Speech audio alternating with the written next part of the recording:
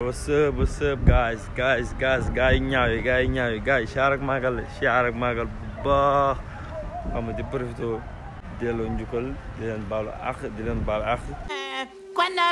tey nag gars yi dañoo ñëw wax ci benn sujet muy rap galsen parce que am na loo xam ni jarul ñu koy wax waaw yëg ngeen ni rab yi yëngu na du lu ñuy waxati waaw rab yi yëngu na te aussi waxoon naa leen bu koor gi passé avant koor gi ñëw defoon naa si benn vidéo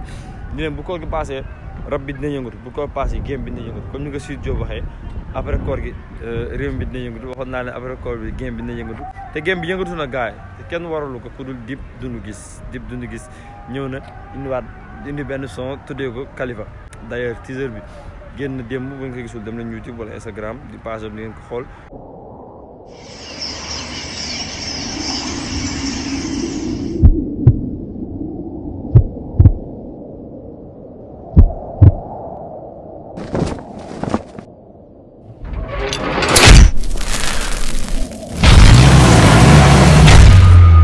Aussi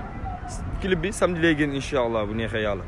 donc mu ngi noonu Dip Doundou Guiss ñëw na indi benn son tuddee ko Khalifa 3 jours yi nii dañoo gis publication ci page Instagram am rek mais coow li ni kur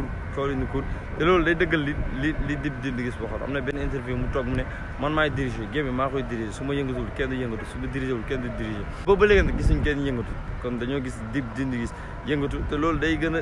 firndeel li mu waxoon quoi que moom mooy king bi xam nga te dafa nekk rapport boo xam ni lu mu génnee mu def bruit bi lu mu génnee de plus en plus ay nangul ko tey jii génnee na benn son te man ragal naa ni loolu day doon annonce li nga xam ne mooy Dip quinzaine bi xam naa leen Dip day waajal benn projet muy Dip quinzaine loolu biti la fanaan xam nañ ko donc gars yi na ngeen pare te xam ni gémb du yomb te si Kalifa bii bu génnee xam naa ne ñu bëri daan ci gis seen bopp bu dee classe la moom rapport yu bëri daan ci gis seen bopp te ngalawaay bu leen gisee seen bopp da ngay réagir quoi amul toog di xaar parce que peuple bi mooy loolu peuple ñoo xëy laaj peuple bi ñoo namm hip hop galsen peuple ñoo namm yenn affaire yi kon ku si gis sa bopp na nga gaaw dugg si joo xam nga profito génnee tontu affaire yi neex quoi koor gi nii yaakaar naa ni rapport yu bëri war nañ ci mën a profito bind texte denc nga xam ni bu koor gi passé rek normalement da nga war a balancer après mooy loolu quoi gars yi def leen loolu bàyyi bon samedi lay génn clip bi incha allah ñu xaar ko samedi xool Dip la indiwaat aca jaa ngeen jëf